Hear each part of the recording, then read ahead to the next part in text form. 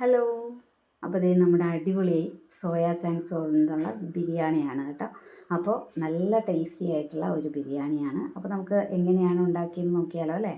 അപ്പോൾ അതിന് വേണ്ടിയിട്ട് ഞാൻ എടുത്തിരിക്കുന്നത് 2 പൊട്ടറ്റോ എടുത്തിട്ടുണ്ട്, 2 തക്കാളി എടുത്തിട്ടുണ്ട്, ഒരു വലിയ സവോള, പിന്നെ ഒരു 5-8 അല്ലി വെളുത്തുള്ളി എടുത്തിട്ടുണ്ട്, ഒരു ചെറിയ കഷ്ണം നമ്മുടെ ഇഞ്ചി.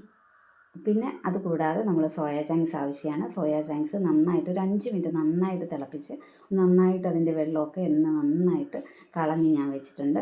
ഇനി നമുക്ക് പൊട്ടറ്റോയുടെ ആ തൊലിയൊക്കെ ഒന്ന് കളഞ്ഞെടുക്കണം. പൊട്ടറ്റോ ഒക്കെ ചേർക്കുന്നത് ഇഷ്ടം അനുസരിച്ചാണ് കേട്ടോ. അത് നിർബന്ധമില്ല. ഞാൻ 2 പൊട്ടറ്റോ എടുത്തന്നേ ഉള്ളൂ കേട്ടോ. അപ്പോൾ അത് വേണ്ടെങ്കിൽ നിങ്ങൾ ഒഴിവാക്കിക്കോ. അപ്പോൾ അതെല്ലാം അരിഞ്ഞുകൊണ്ട് വന്ന് വെച്ചിട്ടുണ്ട് കേട്ടോ. പിന്നെ നമ്മൾ ചതച്ചെടുത്തിരിക്കുന്നത് ഒരു 3 വലിപ്പമുള്ള ഒരു പച്ചമുളകാണ്. പിന്നെ ഒരു 10-15 കുരുമുളക് എടുത്തിട്ടുണ്ട്. അതുപോലെ 1/2 ടീസ്പൂൺ പെരിഞ്ചീരകം, പിന്നെ നമ്മുടെ ഇഞ്ചി വെളുത്തുള്ളിയും കൂടി നന്നായിട്ട് ചതച്ച് വെച്ചിരിക്കുകയാണ് കേട്ടോ. അപ്പോൾ ഇനി നമുക്ക് നമ്മുടെ ബിരിയാണി ഉണ്ടാക്കിയാലോ. അപ്പോൾ അതിന് വേണ്ടിയിട്ട് ഞാൻ കുക്കറിലാണ് ഉണ്ടാക്കുന്നത്. പെട്ടെന്ന് നമുക്ക് കുക്കറിൽ ഉണ്ടാക്കിയെടുക്കാം കേട്ടോ. നമുക്ക് പെട്ടെന്നൊരു ബിരിയാണി, നമ്മുടെ സോയ ചങ്ക്സ് ഒക്കെ ഉണ്ടെങ്കിൽ നമുക്ക് പെട്ടെന്നൊരു ബിരിയാണി കഴിക്കണമെന്ന് തോന്നിക്കഴിഞ്ഞാൽ ഉണ്ടാക്കാൻ പറ്റുന്ന ഒരു ബിരിയാണിയാണ് കേട്ടോ. അപ്പോൾ അതിന് വേണ്ടിയിട്ട് കുക്കർ വെച്ചിട്ടുണ്ട്. കുക്കർ ചൂടാവുമ്പോൾ അതിനകത്തേക്ക് ഒരു 2 ടീസ്പൂൺ നെയ്യാണ് ഒഴിച്ചു കൊടുത്തിരിക്കുന്നത് കേട്ടോ. നെയ്യൊക്കെ എടുക്കുന്നത് നമുക്ക് കുറവ് മതിയെങ്കിൽ അത് അനുസരിച്ചെടുത്താൽ മതി കേട്ടോ. അപ്പോൾ നന്നായിട്ട് നെയ്യ് ചൂടാകുമ്പോൾ അതിനകത്തേക്ക് ഒരു 3 ഏലക്ക, ഒരു 3-4 ഗ്രാമ്പു, ഒരു ചെറിയ കഷ്ണം പട്ട, ഇതും കൂടിയിട്ട് നമുക്കൊന്ന് പൊട്ടിച്ചെടുക്കണം. അതിന് ശേഷം അതിനകത്തേക്ക് നമുക്ക് സവോള ചേർത്ത് കൊടുക്കണം കേട്ടോ. സവോള ഇന്ന് ചെറുതായിട്ട് വഴന്ന് വരുമ്പോൾ അതിനകത്തേക്ക് ഉരുളക്കിഴങ്ങും അതുപോലെ തന്നെ നമ്മുടെ സോയ ചങ്ക്സും കൂടി ഇട്ട് കൊടുക്കണം. എന്നിട്ട് നന്നായിട്ടൊന്ന് വഴറ്റി കൊടുക്കണം കേട്ടോ. നമ്മൾ ഇടയ്ക്കിടയ്ക്ക് ഒന്ന് ഇളക്കിയൊക്കെ കൊടുത്താണ് നമ്മൾ വഴറ്റിയെടുത്തിരിക്കുന്നത്. അല്ലെങ്കിൽ നമ്മുടെ ആ സോയ ചങ്ക്സ് ഒക്കെ ഉണ്ടല്ലോ, കുക്കറിൽ ഒന്ന് പറ്റി പിടിക്കാനുള്ള ഒരു ചാൻസ് ഒക്കെ ഉണ്ട്. അപ്പോൾ അതുകൊണ്ട് തന്നെ ഇടയ്ക്കിടയ്ക്ക് ഇളക്കി കൊടുത്ത് നമ്മളൊന്ന് വഴറ്റിയെടുത്തിട്ടുണ്ട്. അതിന് ശേഷം നമ്മൾ തക്കാളി ചേർത്തിട്ടുണ്ട് കേട്ടോ. തക്കാളിയും കൂടി ചേർത്ത് തക്കാളി ഒന്ന് നന്നായിട്ട് വഴറ്റി വരണം. അപ്പോൾ നമ്മൾ അതും കൂടിയിട്ട് നന്നായിട്ടൊന്ന് വഴറ്റിയെടുക്കുന്നുണ്ട്. അത് നമ്മൾ മീഡിയം ഫ്ലെയിമിലിട്ടാട്ടോ നമ്മളിതെല്ലാം ചെയ്യുന്നത്, മീഡിയം ഫ്ലെയിമിലാണ്.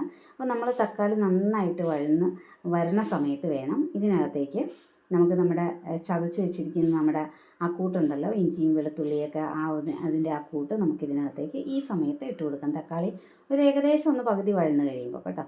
അതും കൂടി ഇട്ടിട്ട് നമ്മൾ നന്നായിട്ടൊന്ന് വഴറ്റിയെടുക്കണം. നമ്മുടെ ഇതിൻ്റെ പച്ചമണമൊക്കെ മാറണം കേട്ടോ. ഇഞ്ചിയുടെയും പച്ചമുളകിൻ്റെയൊക്കെ അതിൻ്റെ ആ ഒരു പച്ചമണം മാറുന്നത് വരെ നമുക്ക് ഒന്ന് വഴറ്റി കൊടുക്കണം. ഇതിന് ശേഷം നമുക്കിതിനകത്തേക്ക് പിന്നെ നമ്മൾ പൊടികളാണ് കേട്ടോ ചേർക്കുന്നത്. 1/2 ടീസ്പൂൺ എരിവുള്ള മുളക് പൊടി ചേർത്തിട്ടുണ്ട്. അതുപോലെ തന്നെ 1/2 ടീസ്പൂൺ നമ്മുടെ മല്ലിപ്പൊടി, പിന്നെ ഒരു 1/4 ടീസ്പൂൺ നമ്മുടെ ബിരിയാണി മസാലയാണ് ചേർത്തിരിക്കുന്നത് കേട്ടോ. അതും കൂടി ചേർത്ത് നമ്മൾ ഒരു നാരങ്ങയുടെ പകുതി കൂടി പിഴിഞ്ഞെടുക്കുന്നുണ്ട്. ആ നാരങ്ങയുടെ നീരും കൂടി ചേർത്ത് നന്നായിട്ട് നമുക്കിതൊന്ന് മിക്സ് ചെയ്തെടുക്കണേ. അപ്പോൾ നമ്മൾ നാരങ്ങയുടെ നീരും കൂടി പിഴിഞ്ഞൊഴിച്ചതിന് ശേഷം നമുക്ക് നന്നായിട്ടൊന്ന് അതൊന്ന് വഴറ്റി കൊടുക്കണം. നമ്മുടെ പൊടികളുടെയൊക്കെ ആ ഒരു പച്ചമണം മാറുന്നത് വരെ നന്നായിട്ട് നമുക്കൊന്ന് വഴറ്റി കൊടുക്കണം കേട്ടോ. നമ്മൾ മീഡിയം ഫ്ലെയിമിലാണ് ഇട്ടിരിക്കുന്നത് കേട്ടോ. മീഡിയം ഫ്ലെയിമിലിട്ട് വേണം നമ്മൾ ഇതൊക്കെ ഒന്ന് മിക്സ് ചെയ്തെടുക്കാം കേട്ടോ. നന്നായിട്ട് നമ്മുടെ ആ മസാലയൊക്കെ നമുക്ക് നമ്മുടെ ഈ സോയ ചങ്ക്സിലേക്കൊക്കെ നന്നായിട്ട് പിടിച്ച് കിട്ടിയിട്ടുണ്ട്.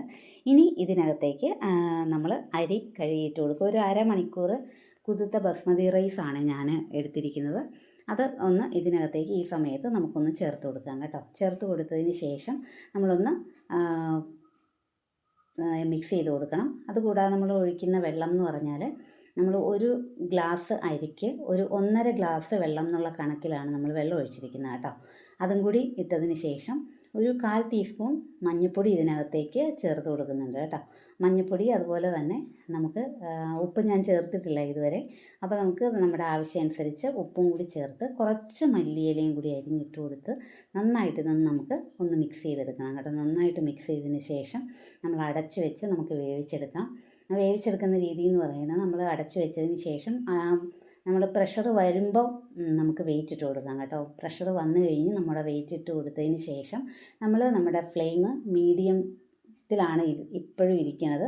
അതൊരു ലോ ഫ്ലെയിമിലേക്ക് ആക്കി വെച്ചതിന് ശേഷം നമ്മളൊന്ന് നമുക്ക് സ്റ്റീം വരാൻ നോക്കിയിട്ട് സ്റ്റീം വന്നതിന് ശേഷം ഒന്ന് വെയിറ്റ് ഇട്ട് കൊടുക്കാം കേട്ടോ.